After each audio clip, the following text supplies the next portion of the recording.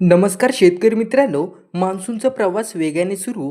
आगामी 24 ते 48 तासात महाराष्ट्रातील या भागांमध्ये मुसळधार पावसाचा हाय अलर्ट. तर जाणून घेऊया कोणकोणते आहेत ते जिल्हे. तर मित्रांनो, पुढे जाण्यापूर्वी एक छोटीशी विनंती. तुम्ही व्हिडिओ पाहता पण चॅनलला सबस्क्राईब करणार नाही, त्यामुळेच चॅनलला सबस्क्राईब करा आणि दररोजचे हवामान अंदाज तुमच्या मोबाईलवर दिसून जातील. तर मित्रांनो, आधीच सर्वात प्रथम जाणून घेऊयात मान्सून सध्या कुठे आहे आणि त्याची प्रगती कशी आहे. मान्सूनने देशाच्या आणि राज्याच्या अनेक भागांमध्ये दमदार हजेरी लावली. अरबी समुद्र आणि बंगालच्या उपसागरात येणारे बाष्पयुक्त वारे आता वेगाने पुढे सरकत आहे.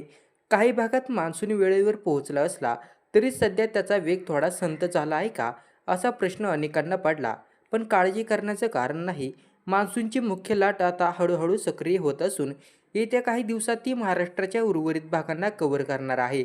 सध्या मान्सून महाराष्ट्राच्या कोकण किनारपट्टीच्या बहुतांश भाग, दक्षिण महाराष्ट्र आणि मराठवाड्याच्या काही भागांमध्ये आपली पावलं घट्ट रोवली आहे. आता पुढच्या 24 ते 48 तासात कुठे पाऊस पडणार, तर कोकण आणि गोवा पट्टी, कोकण किनारपट्टीवर नेहमीप्रमाणे मान्सूनची जोरदार बॅटिंग पाहायला मिळणार आहे. सिंधुदुर्ग, रत्नागिरी, रायगड ते मुंबई या ठाणे या भागांमध्ये येत्या 2 ते 3 दिवसांमध्ये मुसळधार ते अतिमुसळधार पावसाचा इशारा देण्यात आलेला आहे. पश्चिम महाराष्ट्रातील कोल्हापूर, सांगली, सातारा, पुणे या जिल्ह्याच्या घाटमाथ्यावर जोरदार पावसाची शक्यता आहे. तसेच मैदानी भागांमध्ये मध्यम ते मुसळधार सरी बरसतील, तर ढगांच्या गडगडाटासह देखील पाऊस पडू शकतो.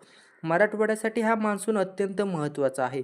छत्रपती संभाजीनगर, जालना, बीड, धाराशिव, लातूर सोबतच नांदेड आणि परभणी या जिल्ह्यामध्ये सध्या मान्सूनपूर्व आणि मान्सूनच्या पावसाची सरमिसळ पाहायला मिळत आहे.